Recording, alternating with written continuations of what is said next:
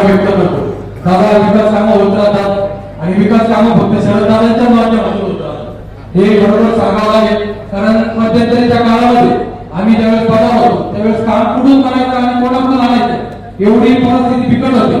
आणि मध्यंतरीच्या काळामध्ये दादा आमदार व्हायच्या अगोदर विकास कुपोषितच झाला होता असं म्हणावं लागेल.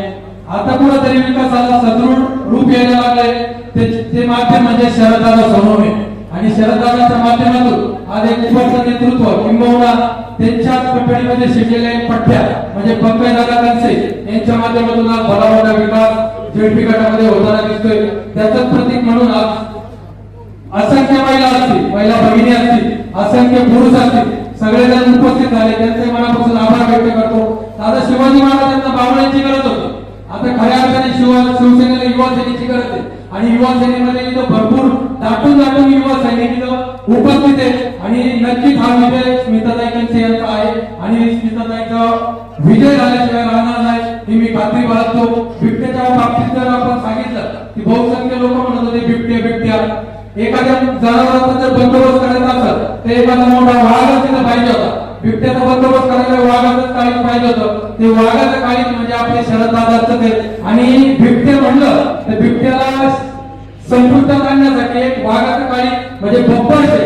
हा बब्बर शहर म्हणजे शरददादाच्या रूपाने आपल्या जुन्नर तालुक्यामध्ये तयार झाला आणि शरददादाच्या बिबट्यांचा बंदोबस्त केल्याशिवाय राहणार नाही. कारण शरददादांच्या पाठीवरची किंवा शरददादांच्या डोक्यावर नातांचा हात मध्ये नातांची ताकद सगळ्यांना माहितीच आहे. आपल्यामध्ये नाथ म्हणजे आपल्या या पक्षाचे प्रमुख एकनाथजी शिंदे भाई यांनी जो निश्चय केलाय बिबट्या हद्दपार करायचे त्याच्या आत्ताच मला वाटतं आजच मीटिंग करून शरददादा इथे आज हजर झालेले शरददादांचं मनापासून कौतुक करावं लागेल.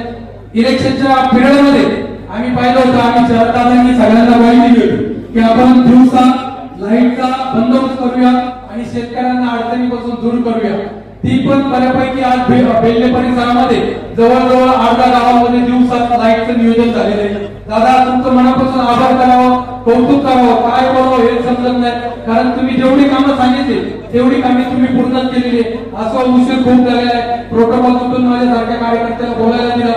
येणाऱ्या कार्यकाळामध्ये नक्कीच विजय होईल. मी महिला भगिनींना विनंती करतो की आता इलेक्शन जवळ आलेलं आहे. सगळ्यांना कापडा भरलेला आहे, समर्थांना कापडा भरलेला आहे. या कापडा भरल्यामुळे कदाचित ते स्वेटर वाटतील, साड्या वाटतील, सगळ्यांनी घेतल्याच पाहिजे आणि 100% घेतल्याच पाहिजे. कारण आता ते सगळ्यांचं नियोजन करणार आहे. असो आपण आपल्या पद्धतीने येणाऱ्या कार्यकाळामध्ये त्या छोट्या मंत्रालयामध्ये आपल्याला स्मिताताईंना बहुमताने विजय करायचे मी अशी सगळ्यांकडून आशा व्यक्त करतो आणि बेल्लाचे राजुरी गटातील सर्व तमाम जनतेच्या वतीने स्मिताताई नक्कीच विजय होतील अशी आशा व्यक्त करतो. थांबतो. जय हिंद.